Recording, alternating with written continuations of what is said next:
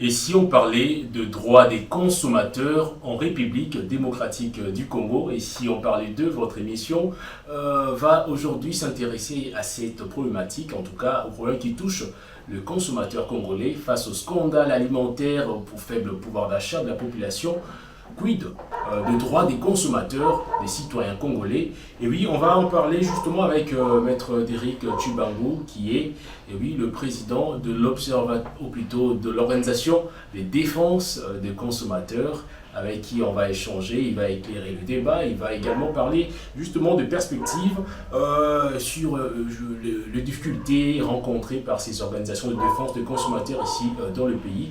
Maître Derrick Tshibangou est donc notre invité pour cette émission du jour et on va justement l'accueillir pour entamer cet entretien avec lui.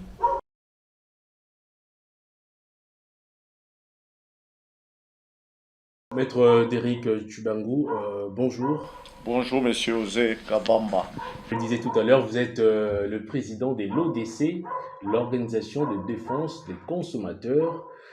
Oui, donc dès l'entame, je vous ai déjà annoncé, j'ai effleuré justement les sujets à l'ordre du jour. On va parler du droit, plutôt de la défense des droits des consommateurs en RDC, entre le scandale alimentaire face au faible pouvoir d'achat de la population. On en parle évidemment parce qu'il y a récemment une question qui a alimenté les débats au sein de l'opinion publique, une question qui d'ailleurs intéresse votre secteur. On parle là de l'interdiction de la vente, de la consommation, mais également justement de la fermeture d'une usine qui produisait la boisson Power, communément appelée Moutou Rouge, Moutou Jaune, par la Commission de la concurrence, mais également par la COREP, qui est chargée justement de réglementer les secteurs pharmaceutiques. Alors, comment l'ODC a accueilli cette nouvelle? Comment vous, étant que son président, jugez-vous cette nouvelle? Merci d'abord pour des occasions que vous ne cessez de donner à l'ODC pour s'exprimer. Par rapport à la décision sur la fermeture de la société Kevin, l'entreprise qui produit la boisson Moutou Rouge, cette décision à l'ODC a été bien accueillie et nous la saluons. Et ici, nous disons que le combat est lancé. Ce n'est qu'un premier pas qui est effectué. Il faudrait maintenant encadrer cette décision. Il faut accompagner par le consommateur. Puisque chez nous, à l'ODC, on dit toujours que l'agent premier pour la protection des consommateurs, c'est lui-même. C'est la personne des consommateurs. Eh bien, la décision est là. Cette société est fermée. Cela sous-entend que on a mis fin à la production de ces produits, mais sachez que autant de quantités sont sur le marché, autant de quantités vous trouvez sur des routes. C'est là où nous appelons les consommateurs, nous appelons la population à accompagner cette mesure par dénoncer les endroits où l'on vend ces produits. Là, vous appelez la population à dénoncer, c'est-à-dire à mettre la main dans la pâte. Mais cette interdiction que vous saluez d'ailleurs, c'est qui est une bonne chose, en effet, intervient quand même après une certaine année de vente de ces produits. Euh, la question se pose, mais cette décision qui intervient 3 ans après, n'est-ce pas un peu tardif? N'est-ce pas là une décision un peu tardive après 3 années de consommation de ces produits qui semblent avoir des substances qui n'étaient pas du tout appropriées pour une boisson destinée au grand public? J'aimerais insister d'abord sur la dénonciation des points de vente de ces produits. C'est ce qui est capital. Par rapport à la tardivité de cette mesure, je me dis par rapport à quoi, puisqu'il fallait commencer quelque part. La mesure est tombée, cette boisson est interdite de circulation, je crois que c'est l'essentiel. La question que nous devons nous poser en tant que structure de protection des consommateurs, en tant que consommateurs, c'est de savoir que faire pour que demain on n'en parle pas, qu'on ne puisse pas parler de ces produits comme propre à impropre, qu'on puisse parler de ce produit comme impropre à la consommation. C'est ça la question. Nous, on ne peut pas juger que la mesure est venue tardivement, mais ce qui est plus capital, je vous dis, le combat n'a pas débuté aujourd'hui pour qu'on arrive là. Et ces combats-là, je me dis, la route est encore longue. La route est encore longue, évidemment, en effet. Mais un autre problème, au-delà même de la qualité de produits vendus sur le marché, en RDC, ou même à Kinshasa, voire même en RDC, il y a également un problème qui se pose.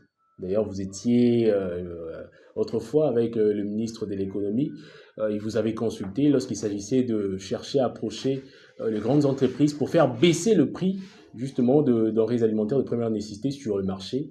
Maître Derrick, l'autre problème, c'est les faibles pouvoirs d'achat de la population congolaise aujourd'hui. En effet, qu'en est-il du rapport qualité-prix entre les consommateurs que proposent les grandes enseignes ici en RDC? Bon, moi, je me dis, vous risquerez d'aborder deux sujets au même moment qui ne convergent pas. Lorsque vous parlez des pouvoirs d'achat et qualité-prix, c'est aussi différent, puisque un producteur qui vous amène un produit de qualité, je ne sais pas si vous voulez qu'il le vende à un prix dérisoire. Non. Mais le pouvoir d'achat d'un Congolais, ça c'est autre matière, c'est autre chose. Et cela relève de beaucoup de choses autres que la protection des consommateurs. Voyez-vous? Mais ce que nous pouvons ici dire, c'est la qualité d'abord des produits qui sont sur le marché. Est-ce que ce sont des produits viables? Est-ce que ce sont des produits qui épargnent la vie des consommateurs? Et c'est ce qui est plus capital. Puisque le producteur, lui, il voit ce qui entre dans la production et les coûts qu'il doit donner à cette production. Il revient à nous consommateurs, puisque devons satisfaire un besoin, si cela vaut ou pas. Voyez-vous, c'est ça le problème. Mais le coût, vous avez parlé de la bourse du Congolais, mais sachez qu'elle a toujours été faible et qu'il faille lutter, alors lutter. Et cela implique beaucoup de choses, beaucoup de domaines, beaucoup de caractères et de secteurs, vais-je dire. Vous parlez tout à l'heure de produits, de la qualité des produits vendus sur le marché. Là, vous parlez du marché physique, évidemment, mais on a un autre type de marché avec l'avènement des nouvelles technologies qui est vraiment en accroissement. C'est le marché numérique avec les nouvelles technologies de l'information et de la communication. Aujourd'hui, un consommateur congolais peut facilement acheter des produits qui ne se trouvent pas forcément sur le marché congolais. Et donc, le consommateur se retrouve seul à seul avec le vendeur. Et c'est un marché où le contrôle n'est vraiment pas du tout assuré. Alors, comment remédier à cela? Y remédier, d'abord, c'est l'existence d'une loi spécifique pour la protection des consommateurs. D'abord, c'est un. Et là, on est en train de lutter. Je crois, si tout va bien, cette année, avant que ça se termine, nous souhaitons l'examen de cette loi au niveau du Parlement. Et ensuite, il y a aussi la loi numérique qui régit ces domaines. Le code du numérique. Oui. Oui, le code numérique qui régit ces domaines de numérique. Tout, c'est le consommateur. Je crois que nous devons savoir quoi acheter, comment acheter.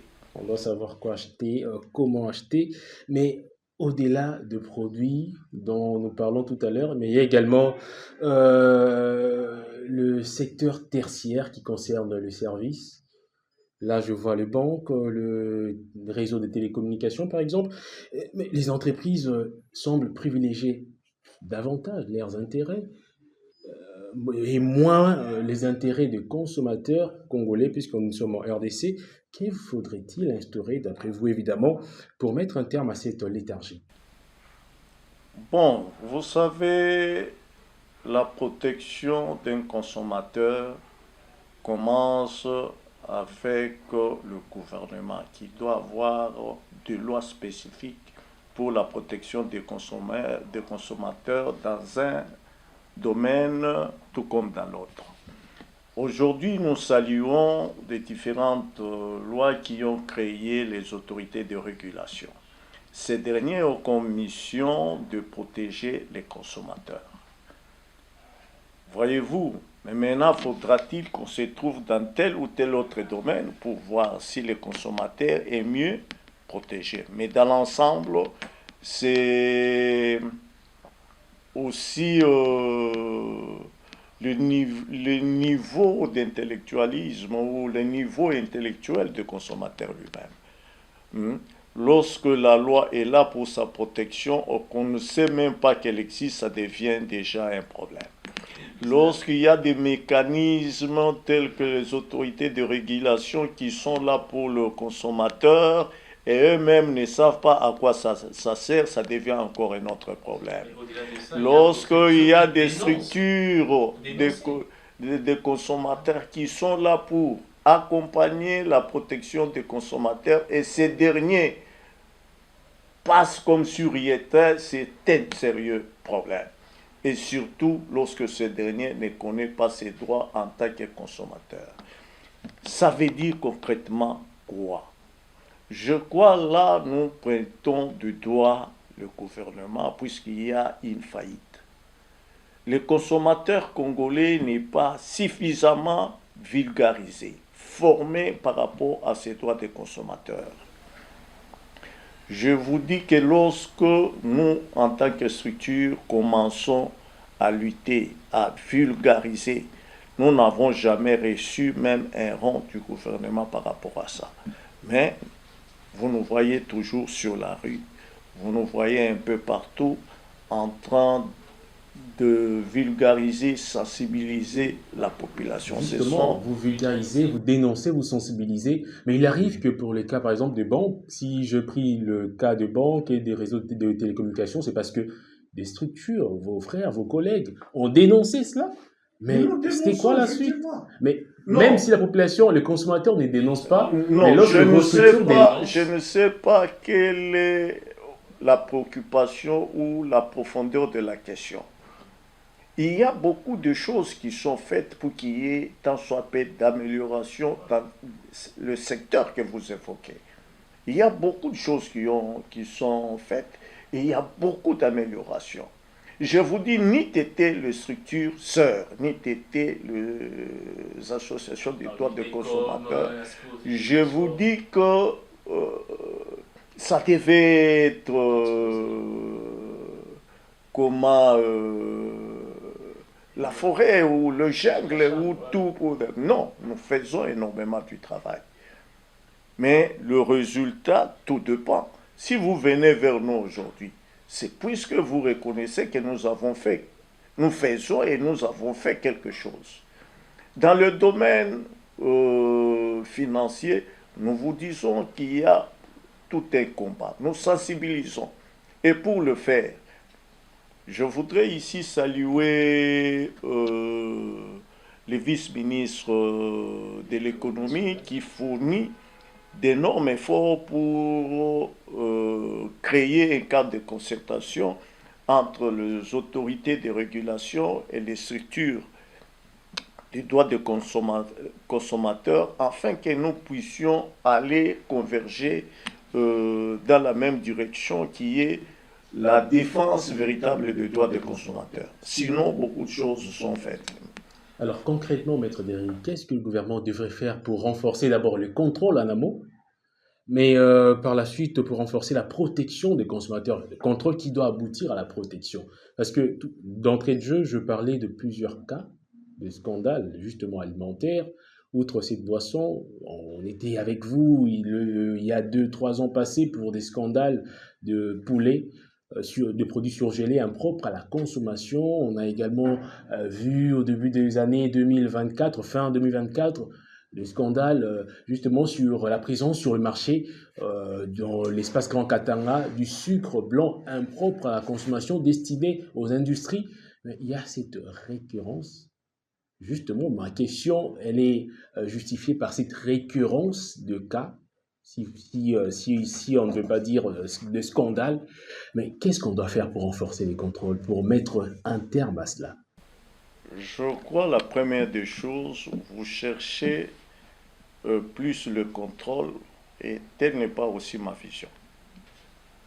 Puisque ma vision, c'est la protection des consommateurs. Et les contrôles aboutissent à cette protection. Je vais. Mais moi, je vous dis que pour protéger des consommateurs, la première des choses, il faut le vulgariser la personne des consommateurs à mieux connaître, mieux maîtriser ses droits en tant que consommateur. C'est la première des choses. Lorsque vous ne savez pas que vous avez tel droit des consommateurs, vous passez et ça vous repasse aussi. Vous voyez, ça c'est la première des choses. Les contrôles viennent après. Lorsque la population connaît ses droits des consommateurs, je crois qu'elle aussi va pouvoir aussi accompagner les contrôles et vous verrez que ça deviendra efficace. Puisque vous attendez ce contrôle par les structures étatiques, mais ça devient un peu compliqué puisque ceux-là qui font introduire des produits impropres à la consommation sur le marché, eh bien, ils contournent toutes ces structures, tous ces mécanismes. Mais si la population est dedans et si la population en fait son affaire, vous voyez que ce sera difficile pour tel contournement. Et donc, vous êtes de ceux-là qui voudraient que l'État puisse appuyer davantage les structures telles que la vôtre pour faire prendre conscience à la population afin de connaître leurs droits en vue de mieux lutter. Effectivement, vous savez que la protection des consommateurs est transversale. Ne voyez pas qu'on peut protéger les consommateurs rien que sur les histoires à manger. Non. La protection des consommateurs requiert l'environnement, requiert l'industrie, la santé, l'éducation, l'assurance. Vous voyez, c'est dans tous ces secteurs-là où le consommateur doit être protégé. Et c'est pourquoi je vous dis que tout doit commencer par la connaissance de ses propres lois, de ses propres droits en tant que consommateur. Il faudrait que les Congolais puissent connaître ses droits de consommateur. Et c'est capital, puisque là, il serait à mesure de dénoncer, là, il serait à mesure de se défendre lui-même. Et vous verrez que ça va aller douce. Et là, nous, à l'ODC, nous prévoyons même comment intégrer les notions de protection. Là, d'ailleurs, vous anticipez ma dernière question. Dans l'enseignement primaire, de sorte qu'on puisse inculquer à nos enfants les attitudes d'un consommateur averti. Et là, c'est donc, vous avez justement anticipé la dernière question que j'avais prévue, justement, c'était par rapport à... Je ne suis pas quand même prophète. Vous l'avez quand même fait, vous avez quasiment deviné. Comment est-ce que vous comptez faire, justement, pour pallier à cette problématique, justement, qui gangrène ces secteurs? Maître Derrick Tshibangou, nous sommes quasiment à la fin de cet entretien. Je sais qu'on a encore beaucoup à se dire, mais votre mot de la fin pour aujourd'hui. Le mot de la fin, c'est s'adresser à la population congolaise. Le premier agent pour la protection des consommateurs, c'est vous-même. Faites un effort pour connaître vos droits en tant que consommateur, et c'est capital. Et ensuite, Partagez cette connaissance à vos enfants, à vos voisins, à vos frères et sœurs. Et là, le Congo deviendra très fort. La protection des consommateurs, ce n'est pas seulement l'affaire de l'État. Pour que nous ayons une loi, c'est aussi votre propre affaire. Vous devez savoir vous protéger. Et le faire, c'est connaître vos droits et surtout dénoncer ce qui est impropre à la consommation. Merci. Et surtout dénoncer ce qui est impropre à la consommation. Je pense que le message est passé et je pense que vous savez où dénoncer. Effectivement, il y a les structures de défense des droits des consommateurs, les structures qui visent à vous défendre, vous, face à ces problèmes, face à la présence notamment de produits impropres à la consommation, face à tous ceux qui vous dénoncez au sein de vos sociétés. Eh bien oui, ces structures existent et ces structures ouvrent leurs portes pour accueillir vos plaintes, si on peut le dire ainsi. Maître Derrick, merci beaucoup de nous avoir accueillis dans votre cadre. Je le rappelle, vous êtes le président de l'Organisation de défense des consommateurs, et oui, ODC en sigle. Merci beaucoup d'avoir répondu positivement à notre invitation. Et à vous également, je vous dis merci d'avoir suivi cette émission. Et si on parlait d'eux, ça s'arrête ici. On a parlé justement du quid de la défense des droits des consommateurs en RDC entre scandale et oui, rôle de l'État, faible pouvoir d'achat de la population. On a reçu pour vous le président de l'ODC avec qui on a débattu longuement. Et oui, on va revenir prochainement pour aborder d'autres thématiques, d'autres sujets toujours aussi intéressants. Au revoir et à la prochaine.